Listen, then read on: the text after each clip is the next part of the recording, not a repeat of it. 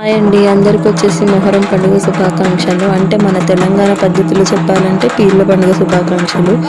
ఇది వచ్చేసి 4 days పెద్ద జాతర లాగా జరుగుతుంది. అండ్ పీర్ల పండుగ అనేది స్పెసిఫిక్గా ముందు ముస్లిమ్స్ వాళ్ళే చేసుకునే వాళ్ళు అని అంటారు.